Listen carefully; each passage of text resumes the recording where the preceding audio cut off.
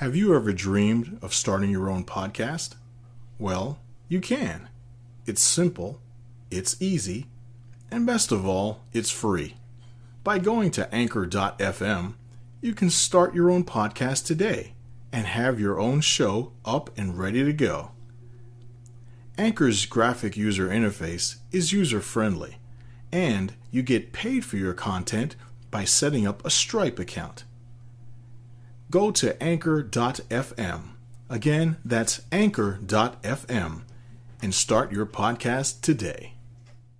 Welcome to the Living Healthy Podcast, where you can improve your quality of life by making solid and informed decisions.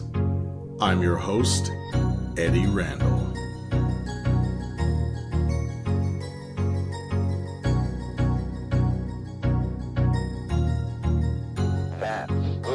Thank you for joining me for part 2 of this 2-part podcast series, Food Allergies, Environmental Allergies, and Autoimmune Diseases, What You Can Do, Part 2.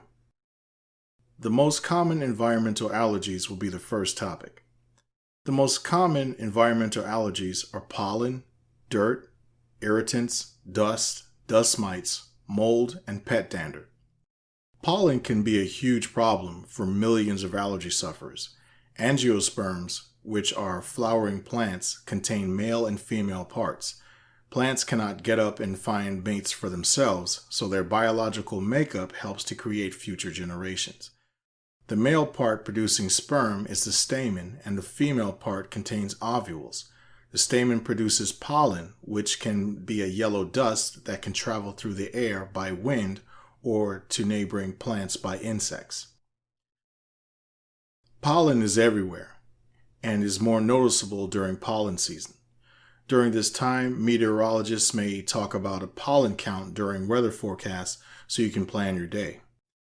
Pollen count is collected on a device called a rotor rod, and it is measured by the number of pollen collected in a cubic meter of air within a 24-hour period. Pollen allergy symptoms include a runny nose, cough, itchy throat, fatigue, sneezing, and itchy, red, watery eyes.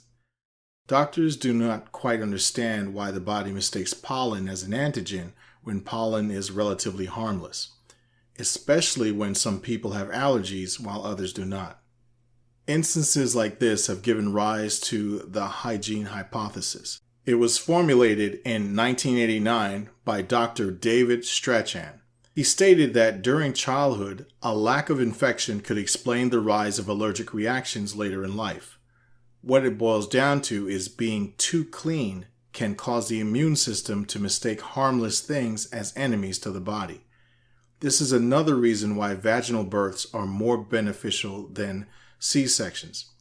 I was talking about this in a past podcast discussing women's health. Please check that 2-part podcast series out if you haven't done so already.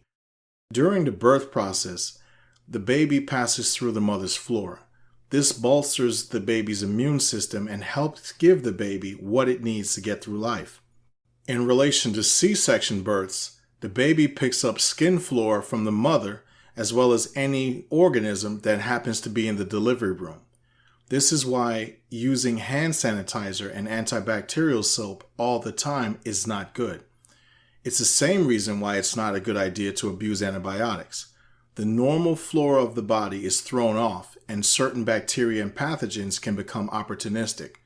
Certain things can throw your immune system out of whack, and doctors still don't know what will allow cancer cells to thrive untouched by the immune system, while harmless things are identified as antigens and attacked. Dust is made up of dead skin, soil particles, bacteria, hair fibers, clothing fibers, PFAS, aka polyfluoroalkyl substances, dust mites, and dust mite waste. Dust and dust mite allergies cause symptoms such as sneezing, itchy, watery eyes, runny nose, sinus congestion, coughing, and postnasal drip. Dust can exacerbate other allergy symptoms such as asthma. Those symptoms include shortness of breath, wheezing, and chest pain.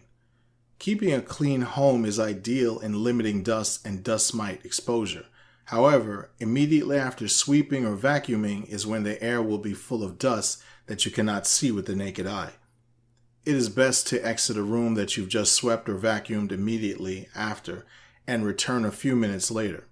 Changing your sheets often and buying a handheld vacuum to use on your mattress and box spring will also help to limit or eliminate your exposure to dust mites. You can also limit the amount of carpeting in your home, as mites love carpeting due to the dead skin cells that naturally fall and become embedded in the carpeting. Mold is fungus, and the spores are everywhere. It's even found in soil and household dust. The Environmental Protection Agency states that mold can be found everywhere, particularly where there is water and oxygen. They can grow on literally any surface, including plaster, wood, cardboard, tile, carpet, upholstery, and concrete. There are thousands of different types of molds. Mold can be a big problem for people. Some people have no response to it, while others suffer allergic reactions. One particular type of mold that can literally affect everyone, regardless of hypersensitivity, is Stachybotrys chartarum, more commonly known as black mold. Black mold is very bad and commonly associated with house flooding or a leak somewhere in the walls that can create conditions suitable for the mold to grow and proliferate. Aside from that, common mold, which is ubiquitous, can cause symptoms such as a runny nose, sneezing, itchy, watery eyes, coughing, skin rashes, fatigue, and if you already have asthma, it can exacerbate that condition. Pet allergens consist of the protein in dead skin cells, saliva, and urine. These proteins have the potential to become an allergen when a person becomes hypersensitive to one or all. If you own a pet, then pet dander is everywhere in your home, even in dust, just like human skin cells. Short-haired dogs would be less prone to shedding, and in turn, that would diminish the chances of developing an allergy.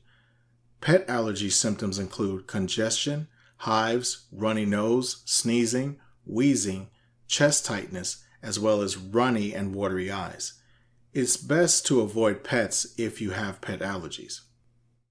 Insects play a huge role in our ecological system, but they can be quite a nuisance, especially for those who suffer from allergic reactions. There are insects that sting, like bees, yellow jackets, and wasps. There are also insects that bite, such as mosquitoes, fleas, and bedbugs. Normal reactions can occur, and a person can recover in a few hours or a few days.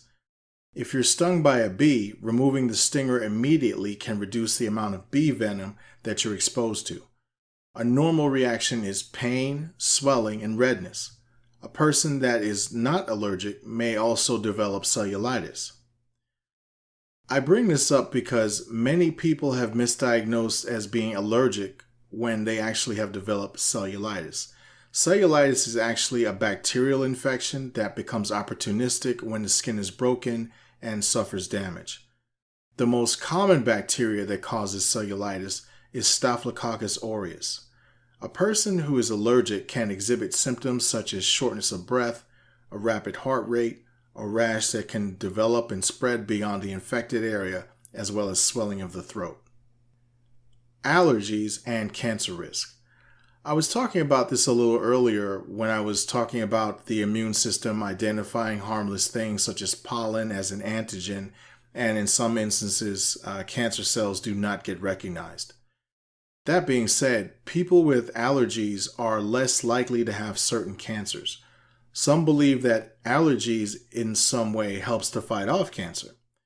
There's an article by Susan Lang that was published by Cornell University called "The Miseries of Allergies Just May Help Prevent Some Cancers," study finds. She states that Dr. Paul Sherman and his team concluded that eczema, hives, hay fever, animal, and food allergies were associated with lower rates of cancer. She further states that Dr. Sherman stated that the allergy symptoms help the body fight off cancer by removing foreign particles from the body. As I stated in the first episode of this podcast, Hypersensitivity happens when the immune system recognizes harmless things such as pollen. Given that cancer and cell growth have so many variables and factors and intertwine to form the variability and invariability of genetics, it may just be that those harmless particles are not so harmless after all, and man has just not discovered the actual link. There are so many things that we know based on science and theory. And on the other hand, there are so many things that we don't know, and this is the reason why we hypothesize. There could be a connection that could be caused by the hypersensitivity of the immune system, which could hamper cancer cells and not allow them to grow and proliferate. Judith Schwartzbaum is an epidemiologist at Ohio State University. She studied blood samples of people who had allergen-specific antibodies in their blood and found out that the research subjects were 25% less likely to develop gliomas, which are brain tumors. I find it absolutely fascinating, given this information, as there appears to be a link between having allergies and being less likely to develop cancer. As much as man knows about the human body, cancer, and the immune system, there is so much more that we do not know. The human body is so complex and integral, and its replete vastness of one system depending on the other. It makes sense as the body overreacts to things in allergic reactions, and this overreacting attacks and tries to remove things from the body. So cancer cells, or precursors to cancer cells, might be targeted and eliminated, thereby lowering the chances of developing certain cancers. On healthcenter.org.uk, they state that researchers have shown that men with asthma are at a decreased risk for developing stomach cancer than men with, and also that men with eczema are at a decreased risk for developing lung cancer. Allergies and climate change. When the seasons change, there is an uptick in allergic reactions due to pollen, insects, mold, and dander. As the climate gets warmer due to climate change, this event can prolong allergy season and exacerbate symptoms. Heat naturally rises, and particles of all types can be more easily dispersed in the air. To put this into perspective, think of it this way. Say one morning you walk outside and you see several mushrooms growing in your yard. You know you didn't plant them. You typically ignore them, and then one day in the next week or so, you go outside and you don't see them anymore. The wind carries mushroom spores, and they settle into soil and grow. Warm temperatures heat the air, allowing particles to disperse, and gusts of wind aid in moving those particles, in this case spores, and allows them to settle into different areas. So one may be thinking, what will become of allergies with increasing climate change? We can expect allergy symptoms to possibly last longer, be more severe, and possibly affect more people. The Asthma and Allergy Foundation of America state that from 1995 to 2011, rising temperatures in the United States have caused pollen season to extend 11 to 27 days longer. Plants thrive on CO2. However, too much CO2 can hurt plants. The increased CO2 causes an increase in temperature and pollen production, thus extending allergy season. ClimateCentral.org states that atmospheric CO2 levels are at 410 parts per million and can reach 600 parts per million within 40 years at the current rate we're going. The burning of fossil fuels releases toxins, making air, water, and soil quality bad for all and worse for people with allergies. Not only will the toxins and/or contaminants deteriorate water, air, and soil quality, if the air itself is highly contaminated, then allergy symptoms can only linger and get worse with time. On allergyasthmaboston.com, there's an article by Mia Shearer called The Impact of Climate Change on Allergies. She states that air pollution promotes allergenic proteins contributing to severe allergy symptoms. With increased population, we can expect to see an increase in climate change, which is inevitable. However, level of climate change and carbon footprint can be responsibly managed, and innovative ways can be put into place to curb this change. That being said, you don't always see an increase in allergies unless there is causation. Doctors are seeing an increase in allergies among patients. Sephardi, Bloodhart, Ewert, and others published a survey on the Annals of the American Thoracic Society. They stated that they sought answers from pulmonologists and other specialists and determined over half of the healthcare providers reported an increase of allergies that they believe are in association to climate change. Asthma. I discussed asthma in the first part of the podcast, and I'm mentioning it a bit more here. Asthma is an overreaction of the immune system and is the most common allergic reaction. It is the inflammation of the airway which makes it very difficult to breathe. However, it is not an autoimmune disease. It is a heterogeneous disease, meaning it can have several different causes.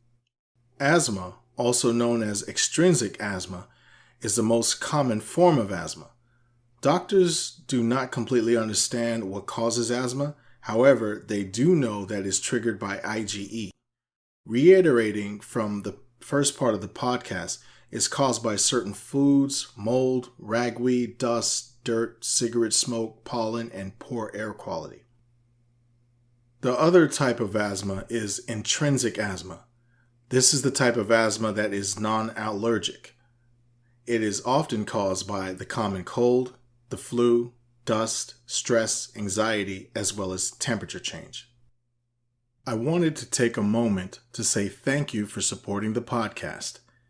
The Living Healthy podcast is listed on many platforms, including Anchor, Amazon Music, iHeartRadio, Google Podcasts, Spotify, Bullhorn, and many others. You can follow me on Twitter, Instagram, and Pinterest. And don't forget to check out the Living Healthy podcast channel on YouTube. Also, if you have any questions or would like me to discuss a particular topic, or you'd like to be a guest on the show, please contact me at livinghealthy@gmail.com.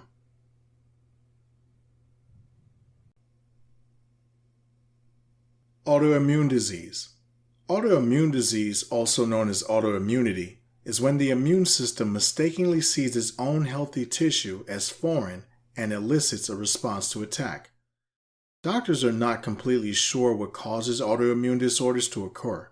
However, there are precursors such as genetics, infections, and environmental factors that activate certain white blood cells that attack healthy tissue. On hopkinsmedicine.org, they state that factors such as genetics, weight, smoking, and medications can trigger the immune system. Since healthy tissue is the target, it's hard to understand how the body can view it as a self-antigen.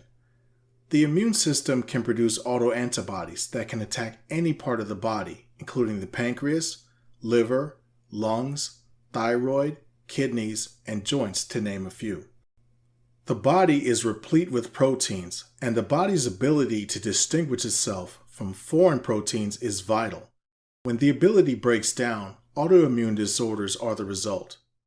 Genes are like little file cabinets, and certain segments of genes contain information within.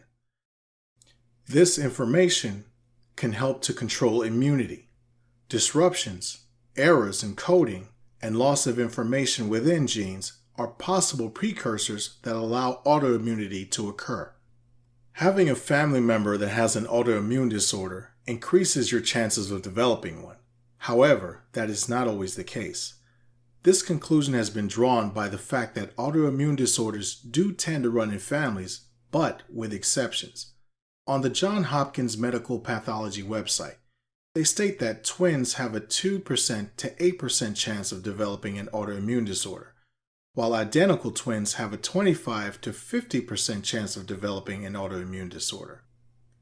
They end by saying that there is no definitive pathway showing the direct outline of inheritance and that there are other factors that play a role.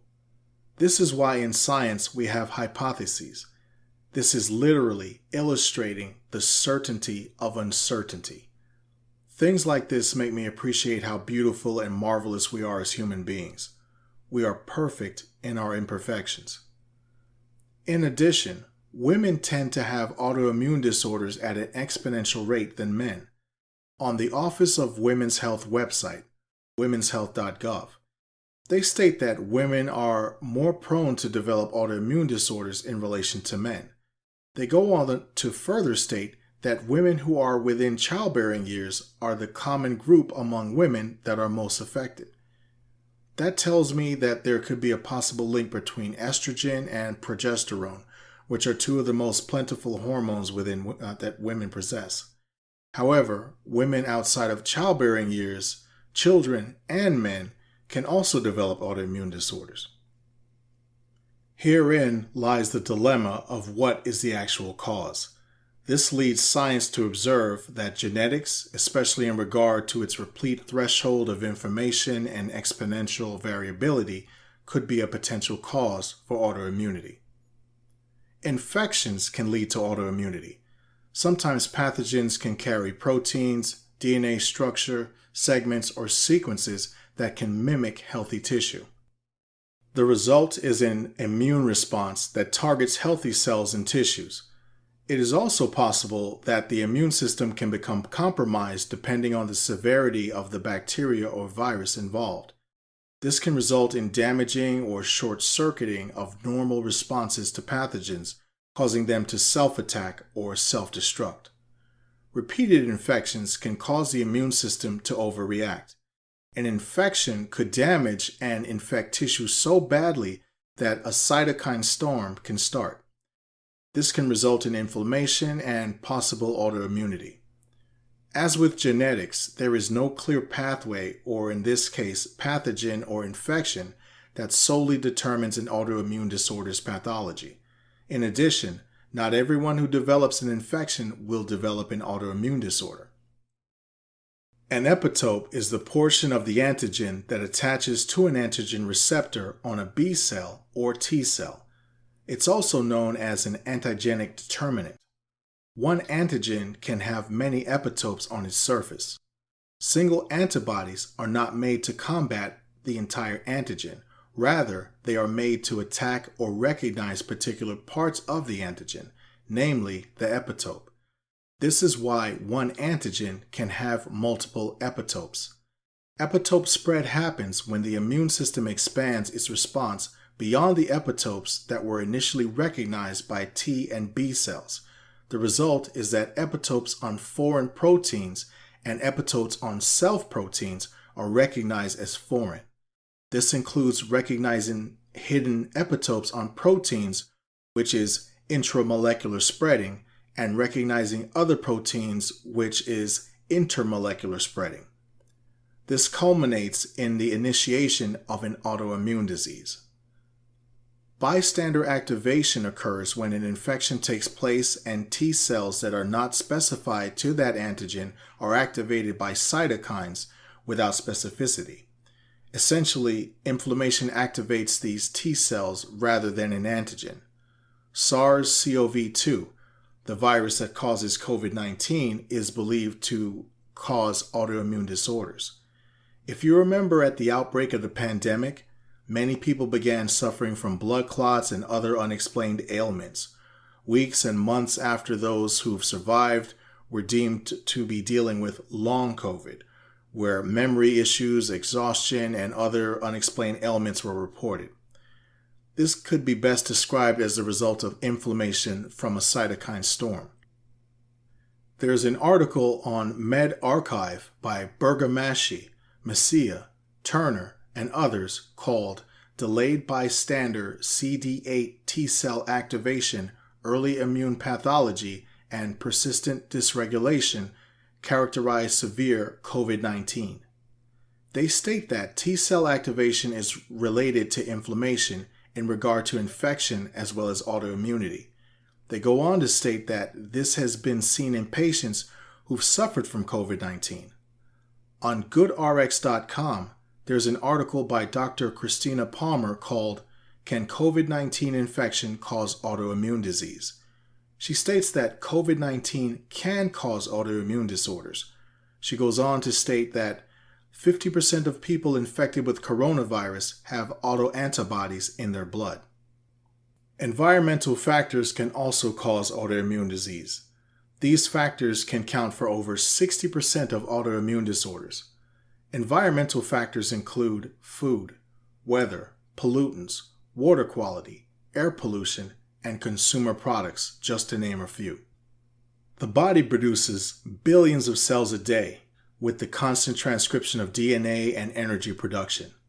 When this happens, errors could also be made. These errors are highly influenced by environmental factors. The largest factor is with consumer goods. Among consumer goods is a chemical called bisphenol A, more commonly known as BPA. It is everywhere and in pretty much any product that contains plastic. It's used to harden plastic, and it's even used in the lining of canned foods. What makes this so dangerous is that BPA is a toxic chemical that can cause neurological disorders, immune disorders, fertility disorders, and is a known endocrine system disruptor. That being said, it's no longer used in baby bottles. The Food and Drug Administration banned its use in child products back in 2012. It's only banned in children's bottles, but is a commonplace in plastic food containers, plastic bottles, and as I stated a moment ago, the lining of canned food products. The FDA states that BPA is safe in small amounts. That being said, BPA is everywhere and is very hard to have a limited exposure to that chemical. On the U.S. Library of Medicine's website, there's an article by Vojdandi, Pollard, and Campbell called Environmental Triggers and Autoimmunity. They state that 90% of Americans have BPA in their urine, and that BPA is an endocrine disruptor that can affect health of babies, children, and adults. BPA can mimic hormones. As broken down, it looks like estrogen, and the body can acknowledge it as such. However, the body cannot use it and will not interact with it the same way as it does with estrogen. BPA can also alter the immune system, which can lead to autoimmune disorders. There's an article by Z, Hang, and Goel called Developmental Bisphenol A Exposure Modulates Immune-Related Diseases. They state that BPA exposure has caused it to be found in breast milk, and it alters the immune system involving T-cell regulation and cytokines. They go on to state that it influences the propensity to develop type 2 diabetes, allergies, asthma, as well as breast cancer.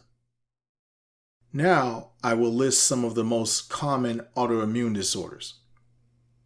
Psoriasis. Psoriasis is an autoimmune disease type 4 delayed cell-mediated disease. It's an overproduction of skin cells that results in scaly silver skin. The surrounding area may be red, itchy, and inflamed. Some people also experience joint pain. This joint pain is psoriatic arthritis and can result in people that have psoriasis. The areas of the body most commonly affected are the scalp, face, hands, elbows, and knees. Rheumatoid arthritis. This is another autoimmune disorder where the immune system attacks healthy joints. Women are mostly affected, and this condition can start as early as age 30. It is a debilitating disease and can cripple, as it can cause the joints in the hands and feet to twist and deform. Pain, stiffness, swelling, and loss of use are some of the more common symptoms. In my time in healthcare, I've had quite a few patients that get infusions for this condition. Guillain-Barre Syndrome. It is rare, and this condition happens when the immune system attacks the nerves, or more or less the central nervous system. The nerves have a covering on them called a myelin sheath. The immune system attacks the nerves, mistaking them for foreign antigens. This results in muscle weakness and, in worst case scenarios, paralysis. Symptoms include neuropathy, which is the pins and needles feeling you feel when your foot falls asleep, weakness, fatigue, and urinary incontinence. Hashimoto's disease. This is where the immune system attacks the thyroid gland. Hyper or hypothyroidism can result from this condition. The thyroid gland can become damaged and deregulate hormone production. This condition is more common in women than men. Symptoms include a goiter, weight gain, hair loss, cold intolerance, and an irregular menstrual cycle. Within the last year and a half since the pandemic, there has been information surrounding thyroid disease and COVID-19. Obviously, as time goes on and more information on long COVID and more research studies are conducted, we will have more information on ailments due to the virus. However, this is significant because we've never dealt with a virus like this before, and infections can cause autoimmune disorders. On the American Thyroid Association, they state that there were 2 studies involving patients with COVID-19 in Italy in the ICU back in 2020. As you may recall, Italy was a hotspot for the virus at one point. They go on to state that abnormal thyroid function is common with patients with the coronavirus infection. They conclude by stating that COVID-19's relation with immune activation may cause an inflammatory response, resulting in hyperthyroidism. Lupus. Lupus occurs when the immune system attacks any organ. This can include your skin, heart, lungs, liver, joints, kidneys, etc.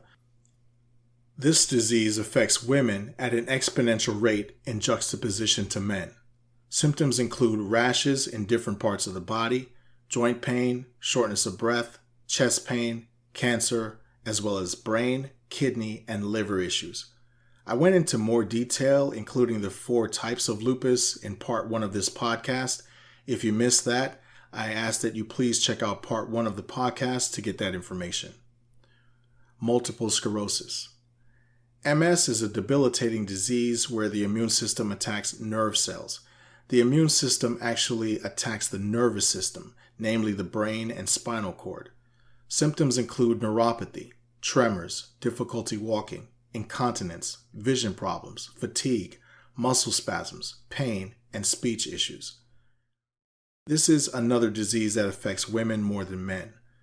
People who smoke, people who have a vitamin D deficiency, and people who have a family member with this disease are predisposed to developing this disorder.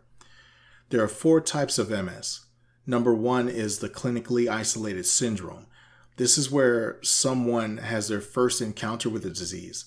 It's classified as type 1 because not everyone who has their initial encounter goes on to experience another episode.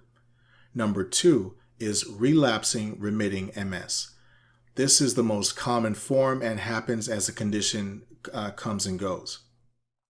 Number 3 is primary progressive MS. This is where the patient's condition worsens and nerve damage proliferates, and there is no relapse. The final type is secondary progressive MS. This is where the damage to the nerve increases.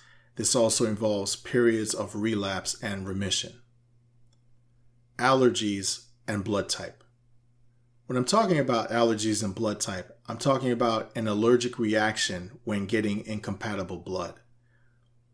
Now, there are blood types A, B, AB, and O. This coincides with an Rh factor that will either be positive or negative. Type A will have A surface markers on the red blood cells and anti-B antibodies in the plasma. Type B will have B markers and anti-A antibodies in its defense. Type AB will have AB markers and will have no antibodies. Type O will have no markers and will have A and B antibodies protecting it. The presence of an Rh factor in the blood means you are positive.